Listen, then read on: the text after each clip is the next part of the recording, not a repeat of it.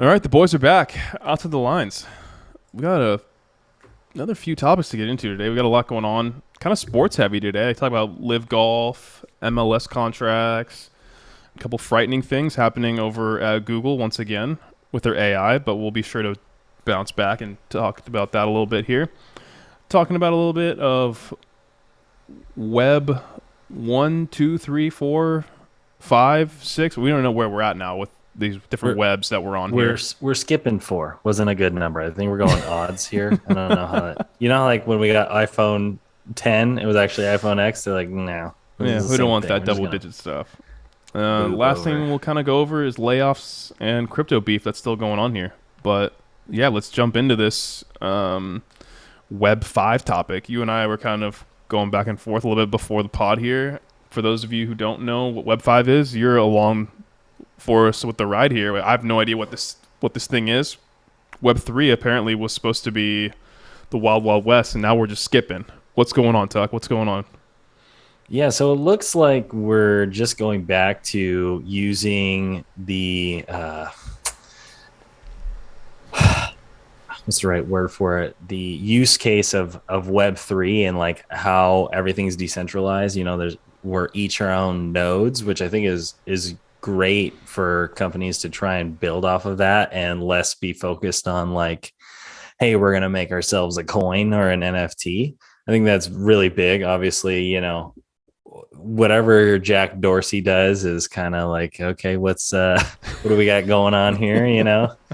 But now that he's off that Twitter board, I think he's got a lot of time, and yeah, so it looks like they're focusing on using like Web3 infrastructure being decentralized and everyone being their own node, so to speak, to interface with the now existing apps. And I think that it's definitely a great idea. It's more in the direction of like we've heard on topics before of like we want to see Web3, we want the utility of Web3, but we also want the onboard or the on ramp and the interface of Web2, something that we can understand, or we as in the layman or laywoman to understand like what am I getting into? How do I interface with this? How is this useful to me rather than going straight into, oh yeah, we're at a DAO here. I'm using a DAO to like do my finances, so like instead of getting super deep into it, I think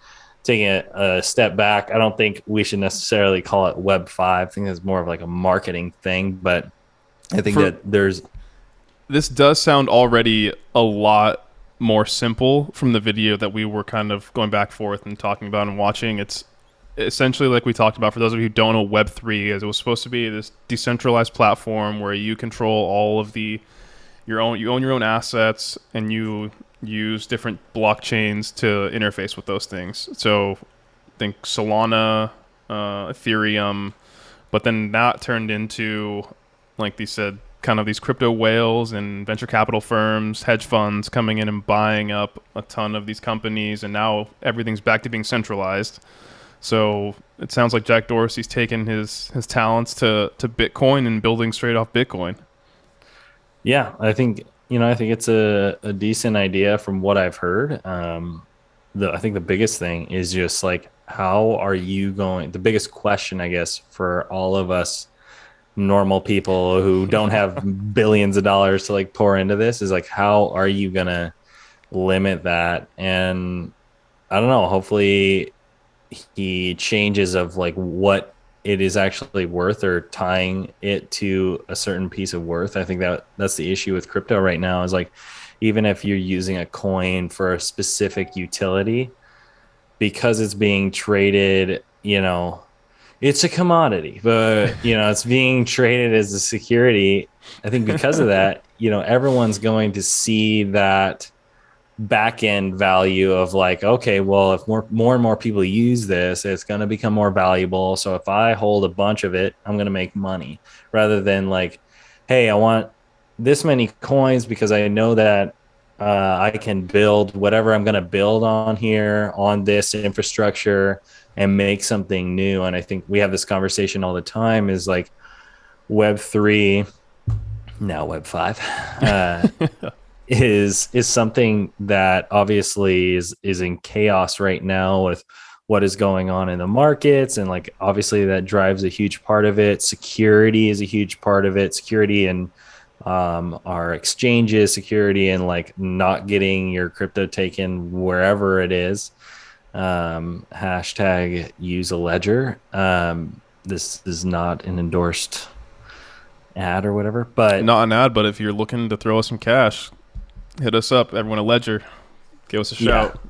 yeah, they're great products. But I think the biggest thing is how do we use this? How do we use this new technology, these new ideas, and the infrastructure that they bring to create a better world? Not to like be all altruistic or whatever, but like, how do you create new solutions using this rather than how are we going to get money right now? How are we creating new stocks that are just more volatile? Yeah, and I think like that's the biggest thing I want to touch on is like I think it'll lead to more adoption if we can get past this whole Web5, web whatever thing. I think if you can make a great product and if it can do everything it says it's going to do, like using your own password, inputting your information one time and having it used on every other site and having that all secured in one place, being able to make payments, transactions, everything like that, I feel like that'll increase adoption way faster than having to go on these different sketchy exchanges and transfer your ETH to Solana and then get it back, pancake swap, and there's just so much BS going around. This seems a lot more simple and more user friendly. So Yeah, with increased adoption, that'll help a lot. I agree. I think it's just huge on the interface to get that adoption rate up because to back up your statement, a few months ago, I will admit that I did buy an NFT and like watching like the process of going through all of that.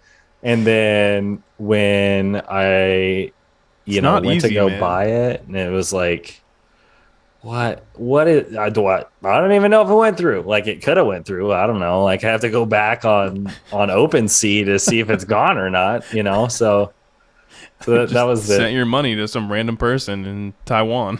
oh yeah, it was wonderful because then I was like, I saw it on there. And I was like, oh, it's owned by someone, and then it was like me looking at the third person out of body experience. It's like, oh, Tucker owns this NFT, like some Tucker user guy. And I'm like, but it ain't you apparently, but it could be you. I don't know. Is that your name?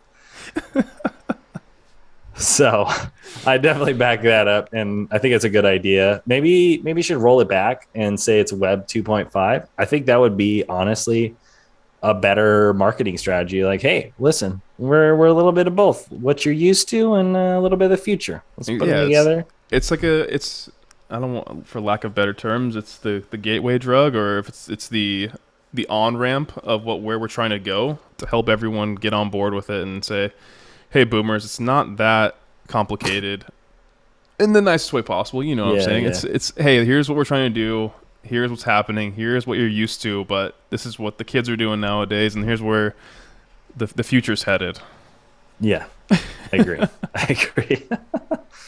Staying in the crypto realm, there's been a ton of crypto beef online. I don't know if you've been seeing this or if that's been a siloed experience on my social media, but you've obviously seen what's been happening with Coinbase, and they've been laying off another 20% of their staff. Yeah, so Kraken, Binance, and I think it was no, BlockFi's in their own shitstorm, but it was Kraken and Binance. I know for sure. Took to Twitter personally to say that we're the lasting ones in the crypto space and we're the ones that are hiring right. We're operating our company with integrity and just taking shots all over the place. Yeah, I think we're in a good spot right now where people are wiling out, especially on Twitter. This like throws me back to when like Wendy's and Burger King are just kind of like going back and Yes, forth. It's like, listen, like we all day. I'm a big Wendy's Twitter account, but like, listen, I ain't gonna eat Wendy's. Like, I'm not gonna eat Burger King either. But it's funny. But at the same time, it's like you're not gonna like push values onto everybody through a Twitter beef is like kind of a waste of time, but also like I guess it's good because any what is it? Freaking any views are good views or whatever it is. I don't Yeah, know. it's any recognition is good recognition, or any publicity Yeah. is good publicity.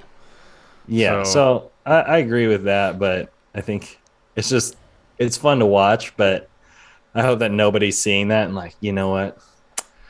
I really think they're doing the right thing here. It's like, okay, yeah, everyone's out to exactly. make a bag. Well, and especially for Binance case, like they're obviously a company that's based offshores, like a lot of these other crypto companies, and Yeah. they're too scared to get involved with the SEC at the moment. So we'll see what happens with them as well. No shade Yeah. their way though, but I guess No, that's for all crypto diehards. not That's at all. essentially what they're looking for. Yeah. We'll see how it goes. We'll see how it plays out. Speaking of other layoffs, we've got we talked about the Coinbase at 20%.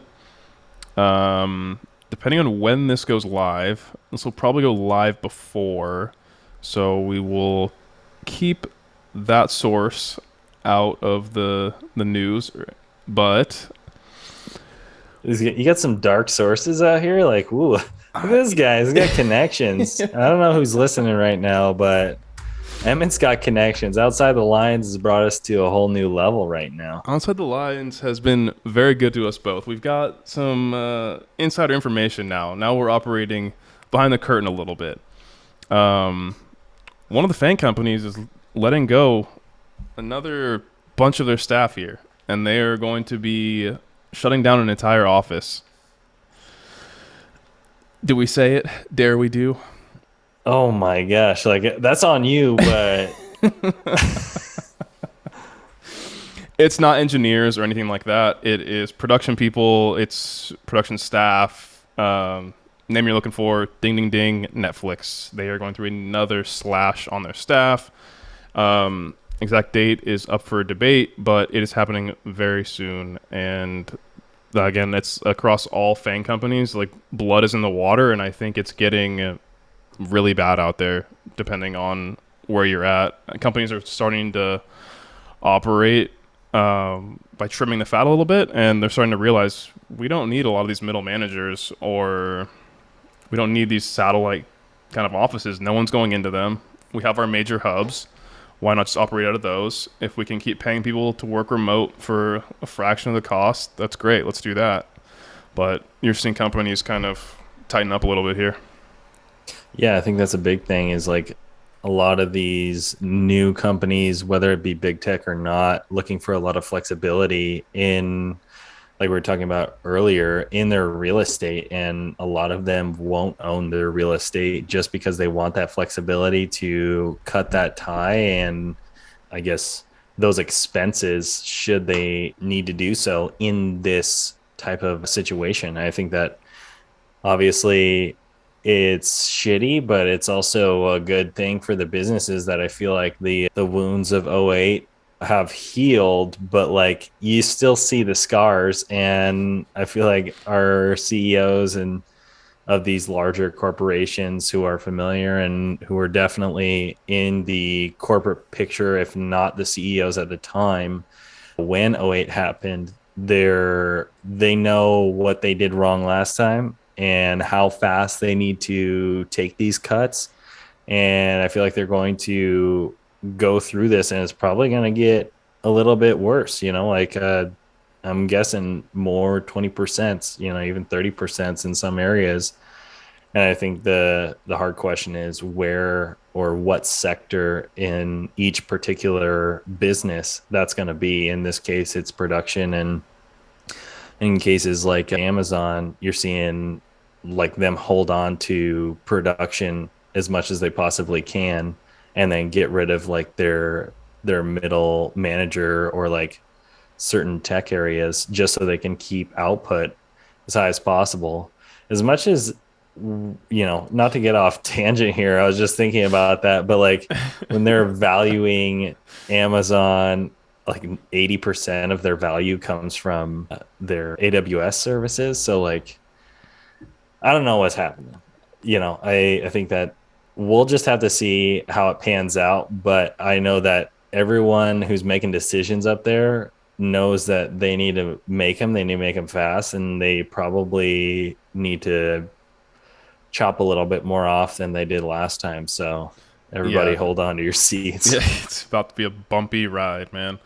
But going back to what you said, I don't think that gets talked about quite enough. Of that, Amazon's valuation is based on their AWS business, when the large majority of the population couldn't even tell you what AWS is, let alone what it does, Yeah, which is an absurd statement because, I mean, this kind of just proves that all Wall Street days is just a bunch of like algorithms trading against each other. It's kind of crazy how even if you talk to investment bankers, they probably couldn't even tell you. I mean, they can tell you it's a software, but outside of that, what is AWS, nothing. man? Like, Yeah. it's back to the movie, dude. It's a woozy, it's a wazi. It's all fairy dust. Yeah. So we'll just have to see. We'll just have to see how it plays out. And, good luck to No, everybody out there. I'll say good luck. We can stay on this topic here a little bit. Kind of goes into it. Kind of a mouthful. Backward bending supply curve of labor, Yeah, you're gonna have to. You're gonna have to lay that one out there for me. which is essentially the more money you pay someone, there's a certain point where that becomes like it becomes mute. Like at a certain point, you start paying someone enough, they're going to work less hours. So you pay someone $10 an hour to work 40 hours a week, they're going to be like, okay, cool. You pay them $20 an hour to work 80 hours a week, they're like, okay, cool. You get double. And then the number keeps progressively going higher. And then at a certain point, they're like, wait, I have too much money now. I need to buy some of my time back. Or I have too much money. I want my time instead. And I think that's where a lot of this, what's happening with a lot of these engineers that are just kind of saying, yeah, if I have to go back to the office, I'm just gonna quit. Like, why would I go Yeah. back? You guys just paid me with total comp package of 600K to sit and work 4 hours a week. I took that money, I invested it, and now I don't need to go back to the office anymore. And I think you're seeing that across tons of different industries of where these high salaries we've had the past few years have gone a little out of hand at a certain point, and now there kind of needs to be a correction because this labor market is completely fucked. Yeah, I think that's a huge thing. Is like that, as well as I feel like the younger generation, so to speak, 40 and under, or I don't know, 40-ish and under, you're seeing a lot of people who like value experiences. And obviously we're very far removed from, the 60s, 70s, where the biggest value people have in their lives is like, I want to get a 9 to 5 job, and I want to own a house in a cul-de-sac, and I want to make a family. A lot of people are, pushing kids later. They want to travel, they want to do things. And there's been a lot of focus uh, and value adjustment onto our time, not only our time in general, but our time, especially as younger people. People don't want to be, they are thinking like, well, screw retiring, when I'm 60 and then traveling the world when my body can't handle it. Like, I got to do some stuff now. And I think that's playing into it a lot, especially with these younger people. A lot of us engineers, people who are successful in marketing, or just any field, I guess, in general, especially highly successful people in these like FANG companies, big tech, very progressive, and that are going to take the top of the line people. Those people know that their time is extremely valuable. They've already learned that lesson. So it's going to be hard to incentivize these people who already know what they want and know what their time is worth, to say, hey, like, we want you to work 80 hours a week. It's like, you're going to find those few people who want to, especially these days when, like, I just saw that the median income for a CEO, I think, was like $16 million, which is a shit ton of money, right? No joke there. But a lot of these people is like, oh, So you're gonna work 30 years of your life, and like obviously these days that time span or that timeline is a lot shorter, but you're gonna put so much time, 80 hours a week, every week, just to earn this 16 million. And I say just 16 million, which is insane. But also like the amount of work that people have to put in to get to that point. I think that people are realizing like the balance between what is worth it for that amount of money or a certain amount of money when they're getting comped 500K and they go and invest it and they see that they're making, well, not in this market, not in this market right Yeah, now, not but in this market. yeah, well, it's just like, let's just say they're Yeah. making 50K a year based off of like their stocks. And it's like, okay, well, I can live on 100K a year, and I got this extra 100 just floating around. I'm guessing based on salary. You got all these extra comps, but just salary 250, and they're saying like I can easily live on 150. I can have everything I want on this. What I really want is the time to be able to enjoy it. And I think that that's kind of what we're seeing now is like people have gotten the sniff of we talked about this before of like working in the office versus like teleworking and stuff like that.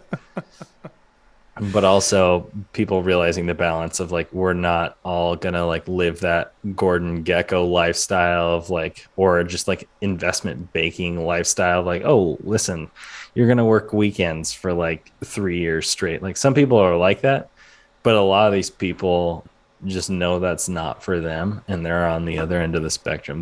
They'll do the work to get it done, but once they see that there's a better option out there, they're not gonna go back to that. No, 100%. And I think it's like a big, like we talked about, it's like I don't even want to say it's like a cultural thing that's happening right now. It's like a psychological effect of like we can't, millennials can't afford homes, Gen Zers can't afford homes right now. It's a huge mindset shift in people our age thinking that we're way younger than we actually are because we haven't done the things that our parents did or their parents did at these ages. Like they had kids when they were really young. Now we're getting to a certain age where like people started having kids at this age and people are like in their mid 30s thinking like, "Oh, maybe I should start to have kids now?" Like I Yeah. don't is this what Shoot, I need adults to pop do? one of those out real Yeah. quick. But overall, I think that also brings up another thing that you mentioned of like no who wants to work in investment banking anymore. I don't know if you're familiar with that account. It's called Overheard. They have like an Overheard LA, Overheard NYC. They've got a ton of them, and it's just conversations. And it was a pretty honest conversation of a girl, like two girls that were talking of like they're both in tech, and they were like, "Why would I want to date an investment banking guy when he's working 90 hours a week when I can just go date a software engineer or a product manager or someone else in tech and they're working literally like 30 hours a week." Yeah, exactly. Like why Like would work you smarter, not harder. Yeah, and I think that's the biggest thing is like those investment banking guys are probably making I don't even want to know. It'll probably make me really sad.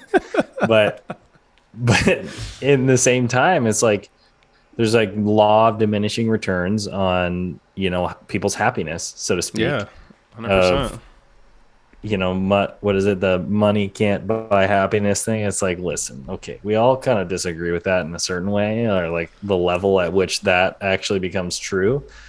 But also is like I think people are realizing like when you do, or I guess depending on how you're raised, the values that which you have and what you value, you do realize like that number kind of sits at a certain point, and then everything else goes into savings, and you're happy with like how you're living, how many vacations you're taking, what you're doing with your life, what you have, what your car is, and stuff like that. So I think that we're seeing a better realization of that, of people know what they want to do with their time, and I think that's a positive thing, honestly. It is great. And it's kind of coming to an understanding of you can only throw money.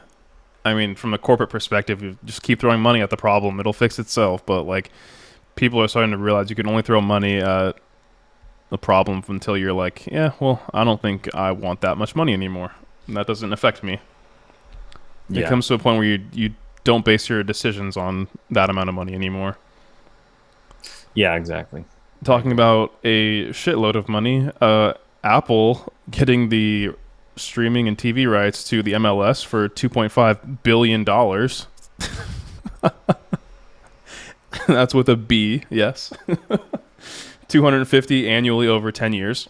Um, I don't know your take on soccer. I'm not the biggest soccer fan. I can't see how it's really going to take off in the US, but hey, thought the same thing about Formula 1. I thought Americans weren't going to grasp onto that, but here we are. A few years later, people are loving their Formula 1. Yeah, I think that's a huge thing of like we'll just kind of see what happens. I'm not very much into it either, but I do know that the MLS is the what is it? What was the comparison? There was a comparison. It was like it's kind of like the live of soccer, the live golf tour of soccer. It's like Yeah. we have the money and we can definitely reel you guys in for that. And because obviously, I think they started out like their big start out was having Beckham on LA Galaxy, and that kind of just like flooded everyone in, and Yeah. like they have people past their prime who've like either I would just equate them to like Charles Barkley's, who are like Hall of Fame players, but just like never won a championship. So that Dang. they're We're just calling like, Ibrahimovic comparing him to Charles Barkley. bro, well, I'm sure he is like extremely more athletic than Charles. No offense, Charles. I've seen that fucking golf swing, man. You gotta get that shit right. But uh I just think it's just like one of those situations where you get those guys is like, you want to get paid or like, do you want to win a championship? And I feel like that's the split that you have is like there's purists who like they will stay in Champions League or Premier League to go to Champions League to win the Champions League, or they will go to MLS when they're past their prime.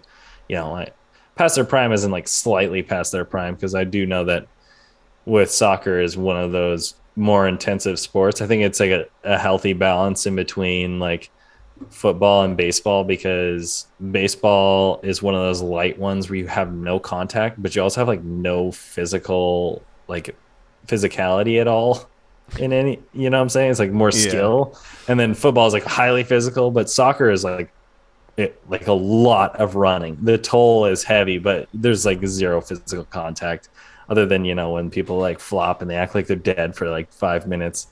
Anyway, the point is I think that there's rumors that they'll actually get some big stars over like larger stars just because they have the money to pay for those things. It'll just be interesting to see, because I do know that viewership numbers are a little bit on the lower end, but it's hard to tell because I don't know if they're front ending money into this to get that going, because when you think about it, like, not to touch on the WNBA, but like we talk about how WNBA, like, they don't pay their players a hell of a lot, right? But their viewership is significantly lower than compared to the NBA. And so when you have lower viewership numbers in the MLS, you kind of suspect like when they're paying out these fairly large contract numbers that they're front ending money, or at least that particular club is, to get more viewership, because anyone who's watching the MLS is also watching Premier League, Bundesliga, or whatever league it is in Look Europe. at you go, dude. Yeah, dude. Knowing that little German league. Look at that. Yeah. Culture. Bayern, baby. Bayern. Uh, And it's gone. and it's gone. So, but like, that's what I'm saying is like those kinds of people have probably played soccer and shown interest in that. And that's where you're probably seeing that growth in the MLS, is that these people want something to identify with. And I'm sure it's hard for someone in New York to be like, yeah, my favorite team is PSG. Like, You'd Yeah. probably never even been to Paris before, you know? Well, Like, let alone people trying to go back and have a conversation of like, well, what does PSG even stand for? And then you're yeah, like, what? Then you have to try to what does figure that out like mean? what league are they in. So I Yeah, feel like you said, hardcore people will understand it, but I think this is a great play, and it speaks to a lot of people who are really dedicated to their certain sports. Like, I mean, I used to shoot it up in like our group chat of like, yeah, I can't go out tonight because I'm waking up super early to watch this Formula One race. Like when yeah, races are starting at 4 in the morning, like I was dedicated to watching that. Now yeah. they understand like the metrics have changed, and a lot of our viewership now comes from the U.S. We're gonna move the races back a little bit, so those kinds of people are still gonna watch it. Those are the people that Apple expects to watch these games and really adopt the MLS. It is a large market, so they can only hope, but we'll see what happens with it. Yeah, I think that's the biggest takeaway is they're probably front ending, getting all these players, getting more viewership, just like Formula One, where you in Formula One, you already have that quality.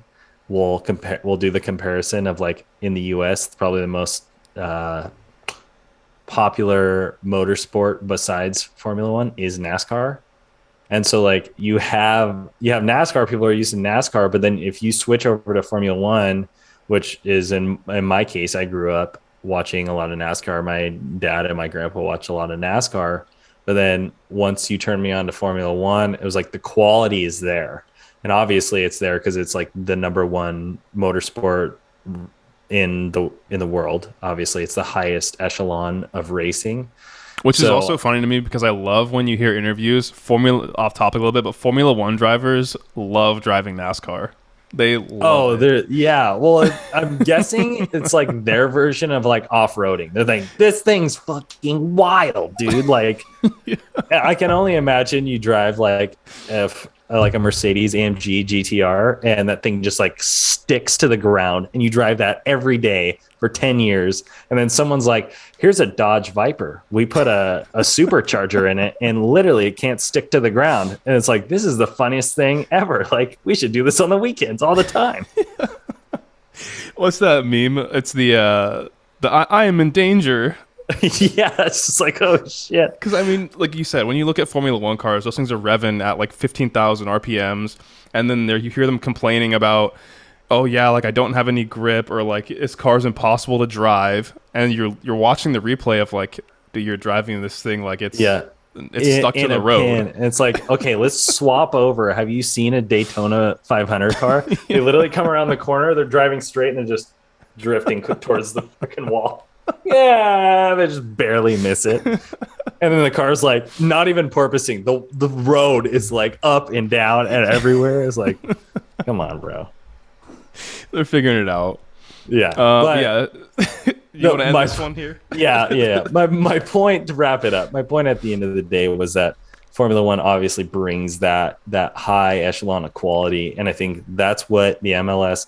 Not that they're lacking that, but like in comparison to Premier League, to all of these leagues in Europe, is like they have the best players in the world, and it shows because every year we get our asses kicked, and not that we don't have all U.S. players in the MLS, but like we get our asses kicked in the World Cup every 4 years, so to And I speak. think So again to kind of just finalize my statement on that is I think this will be huge for not just like viewership. I think if viewership takes off, this could lead to a lot of other programs within the US that really gets US soccer off the ground and really up there starting to compete with the Europeans.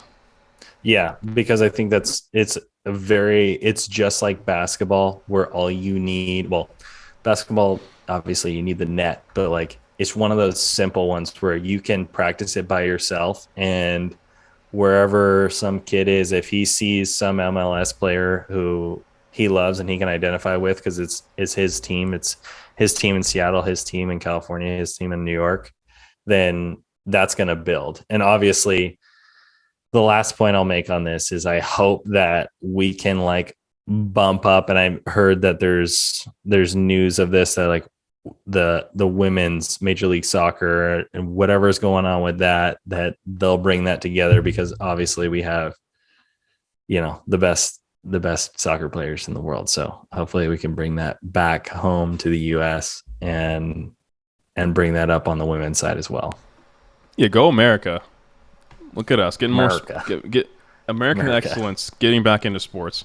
Yeah, come on. Talking about the opposite of America, the Saudi Golf League, Live Golf Tour, back in the. I don't know if you listened to any of the broadcasts over the weekend talking about what's going on with them, but listening to the announcers talk from the U.S. Open, it doesn't seem like people are too happy with what's going on. As well as Twitter was blowing up. I don't know if you saw any reactions from that as well. But people are basically calling anyone who's joining that Saudi-backed league. They're basically saying that they hate America, they hate gay people, they hate the LGBTQ community because they're supporting this golf league. I'm just saying those are probably the same people who eat Chick-fil-A like 3 times a week. Like, come on. Come on, dude. You're telling me you're doing this, giving it all this up for a chicken sandwich, and like you're on this guy who just got paid 50 mil. Like, this is also the same people that are going to be not say a word or bat an eye when we go to watch them for soccer in Qatar 2022. It has very similar views of the LGBTQ plus community. yeah, they're right there. They're literally just south of Saudi Arabia. They're right in the peninsula. I'm sure it's all relatively the same. Not to be crass about it, but No, like it's like you said, it's all pretty much the same, but going along with the whole dynamic, and it's just to put my opinion out there, it's all about money. I could care less about whatever is happening in what part of the country or the world. Like there's different times for those topics to be talked about, but this is strictly a money play, and I hate how this is getting blown up into something else. yeah, no, I think what I'm seeing is, and it's kind of disappointing, is like they're, God, what was it the other day? It's like, oh, I'm gonna inflate it a little bit, but it's like, Dustin, would you play for Hitler if he paid you $100 million? Like, okay, obviously not, but like they're trying to get these like, Yeah, you it's know, all been what was taken it out of like? context, dude. Would Like, you play in Russia? And it's like, listen, we're not answering those questions right now. Like, was not like I didn't go through the process of thinking about if I was going to play in Russia or not. I was going through the process of thinking if I was going to play for this league for this amount of money right here, right now.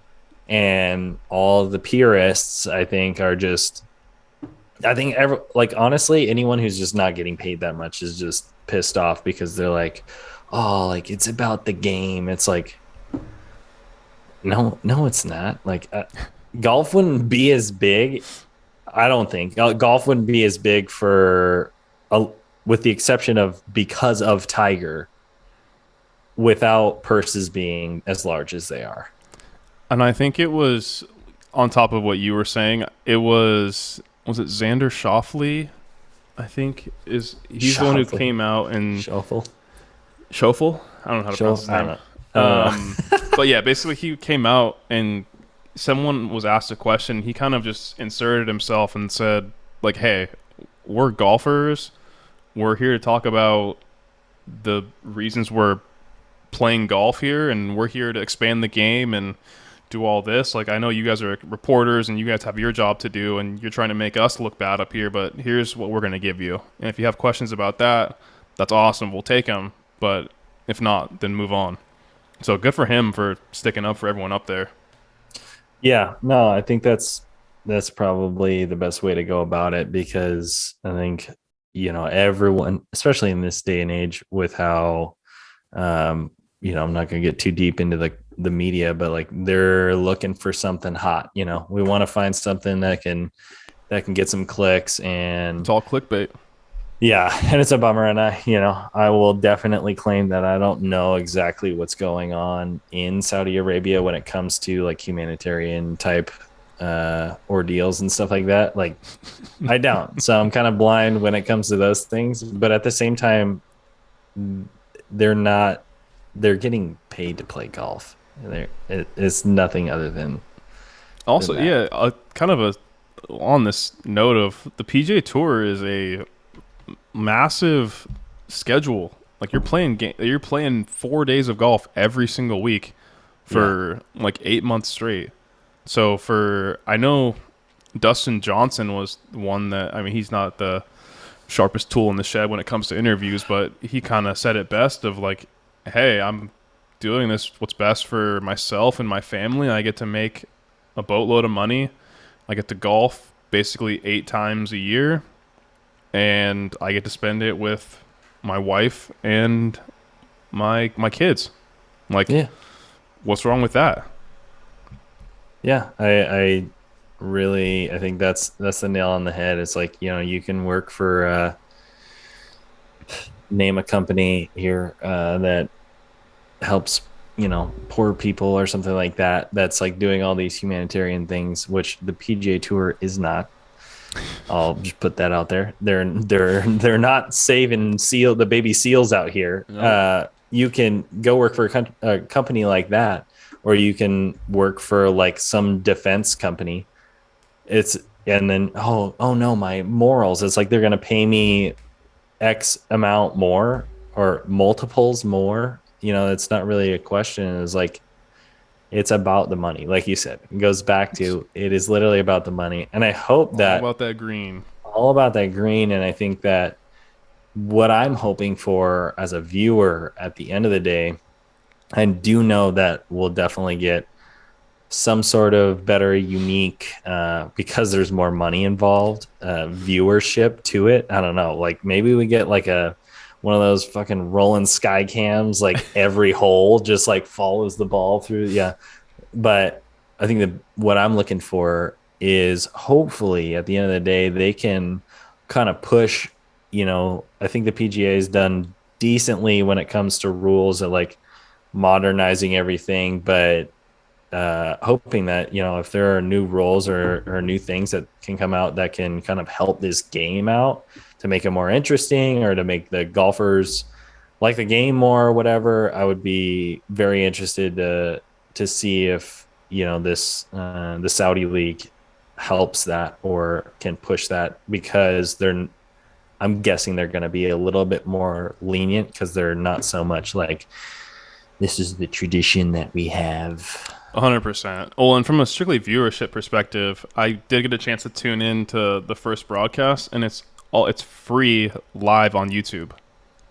So, I mean, that's a huge draw for the younger generation of people who don't even.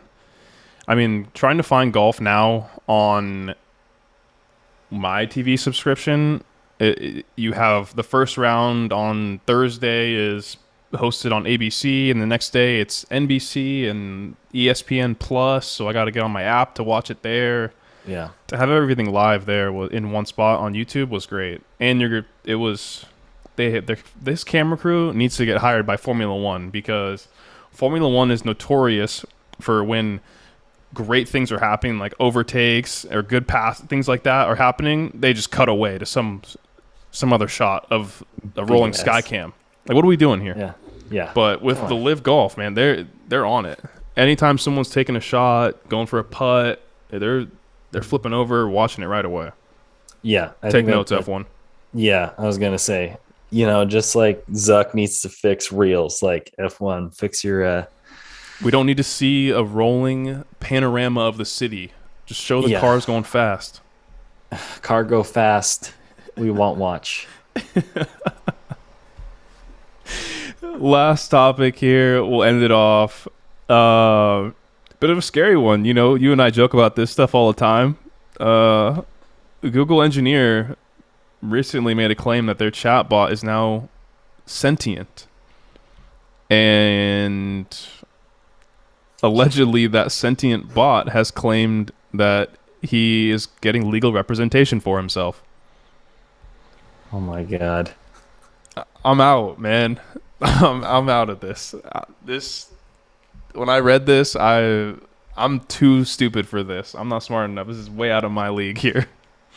Yeah, it's really concerning because I think the big part that you worry about is like Skynet, you know? What, because Sky, it's pretty much the end game. It's like Skynet. Or, for you newer or you younger kids out there, that Black Mirror episode with the dogs trying to kill all the people. There's about I think it's like 4 or 5 movies that expand on that one episode on Black Mirror. It's called Terminator. You should check it out. Um, anyway, yeah, I think this is like it's hard because it's something that's like very like not understood. I'll be the first to say that I barely understand it as well. I also should preface this with Google has outright they first and foremost fired the engineer, and then they immediately denied any of this. So that's extremely concerning. Yes, very much so. Because if it wasn't true, why wouldn't they just be like, "Oh, this guy, he's in, he's just talking out his ass. No worries, guys. Like, why feel the need at the chat bot. to? Look at the bot. We're fine." They also got their legal team involved with this. So, like, if it's not that big of a deal and if it's not true, then, like, why are you getting your legal team involved and why is this whole thing going to the news if it's not true? Yeah, it like physically, I am nervous. It makes me nervous. Yes, I'm sweating. Yeah, I am in danger. That kind of thing. Yeah, and I think the scariest part is that those types of things is like I am for sure. I'm not going to get all conspiracy theory here, but if Google is one of the leading companies for sure, but there are many engineers out there, many people who understand AI, machine learning, two slightly different things, which I don't understand why we have to use AI all the time, why we can't just use machine learning. And so we are in this spot where I think we just don't understand how, like, a lot of people don't understand AI, but a lot of people don't understand the rate at which AI grows is like a child, probably like just like a child. You know how fast, like, you ever seen, our friends are kind of having babies now, how fast a kid grows, and you're like, yeah, especially if they're not yours, you don't see them every day, and you're like, yo, what the hell happened to that what thing? happened to that thing? That's a grown man right there. Like, that thing was like sitting in a cradle like 2 months ago. So I was just supporting that thing's neck. What's going on? Yeah, what is happening? And it's crazy because like the rate at which AI learns is at the speed of a computer, and if you have any like programming experience or anything along those lines of understanding how quickly a computer can execute tasks, and the computers that they're running AI on are like the fastest computers in the world, the most powerful computers in the world. And this thing is running 24/7 all the time. There's a lot of people, I think, put it into their own perspective of like, oh yeah, we got a few years and stuff like that. It's like once that thing gets rolling, you're like, the snowball effect is like light speed, Yeah, it's 100%. It's like the basic people.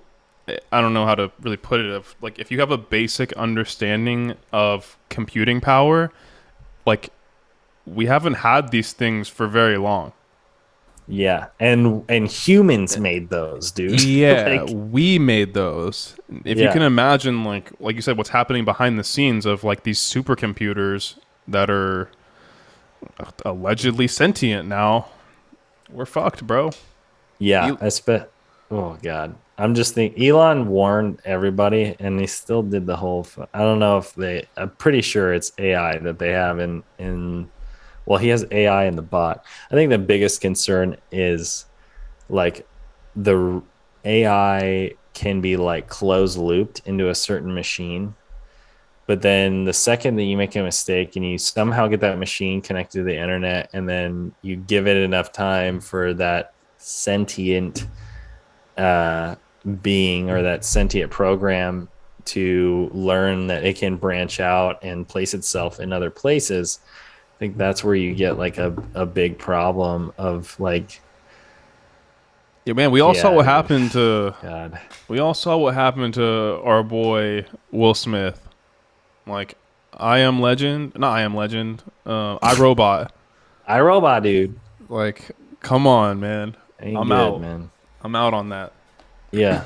Yeah. So when so much relies on our computers and on the net, it's frightening. And I think that I don't know what it's gonna be or where it's gonna be. I just know that I'm gonna like learn how to like grow my own vegetables and shit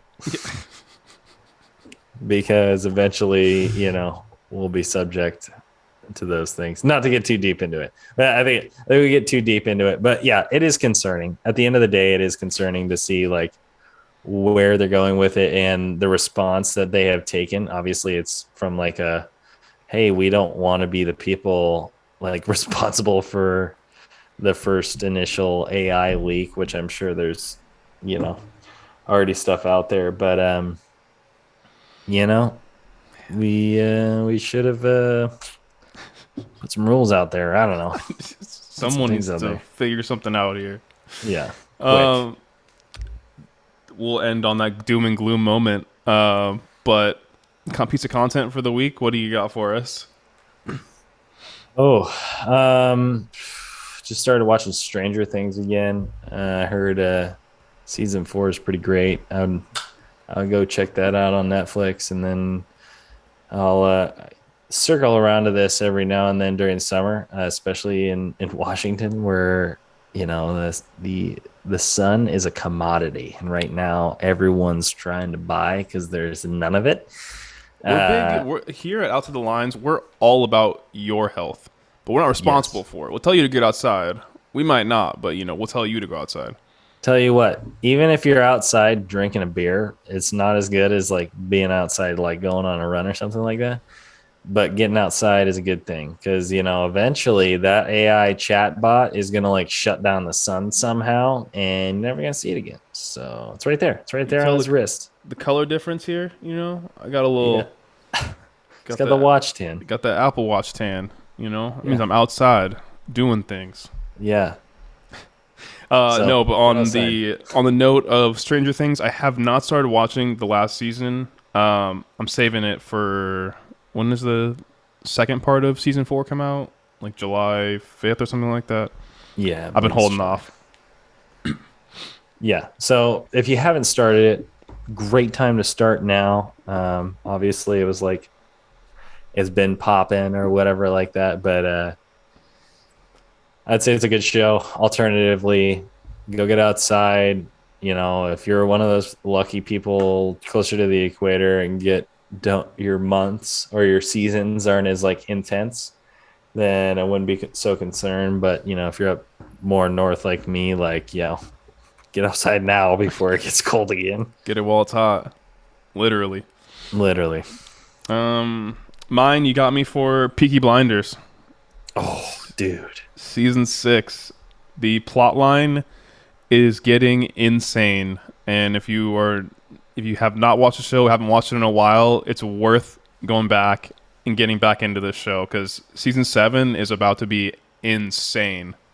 Yeah, I will double down on that. I totally forgot that I just watched that. Like we just binged that because it was like outrageous this last week. I don't binge shows at all in the slightest, and we finished the season in a few days. And I'm right there with you. it's yeah, that's a great pick. I would double down on that. You might know the song, but it's "Kill 'Em with Kindness." It's probably like the opening episode of this season, and it's just like this punk rock song that comes on, and Thomas Shelby walking down the street, and you're like, it's good to be back. It's good to be It's back, good to baby. be back. Yeah. Damn. Yeah. No, I think it was a good comeback from the previous two seasons where I felt like we kind of got a Yeah, little stagnant there. 100%. That's why I was like really worried. I was like, the show's kind of going off the rails a little bit. I don't know about it really anymore. But I was like, you know what? I'm gonna give it a go. And like you said, ended up binging it. Yeah. No, I knew it was back when, not giving anything away here, but I don't think I've heard it in like at least a season, or it was just like very rare. And it was like, you don't mess with the fucking Peaky Blinders. And I was like, yes, we are so back. Yes. We're back. But yeah, anything else you want to touch on here? We're coming to a close again. Sad part of the episode. You're done So listening sad. to our amazing voices. Yes. I think we've said this a few times. We'll be more consistent with you guys, and we'll be coming out with a new podcast here soon, maybe in the next month or so, of the three of us, with Emmett's brother Kai, talking about a little bit looser subjects, just kind of getting out in the wild there, and that'll be a piece of content that you'll be able to enjoy as well. Yeah, there's a lot of things that we can't really touch on here, and then we'll be able to kind of dive a little deeper in over there if you guys are interested in that kind of stuff too. You kind of put it at best earlier, like a little, if you got stuff going on Saturdays before, hanging out with some people, hanging out with the boys or the gals, whichever ones you're gonna get with. But it's a good thing to put on for an hour, kick back, relax, and see what's going on the culture side of things. We got you covered over there. Yes. Yes, we do. But this has been myself, Emmett Ross, my esteemed co-host, Tucker to Camp. Be good, guys. We'll see you guys later. Out to the Lions.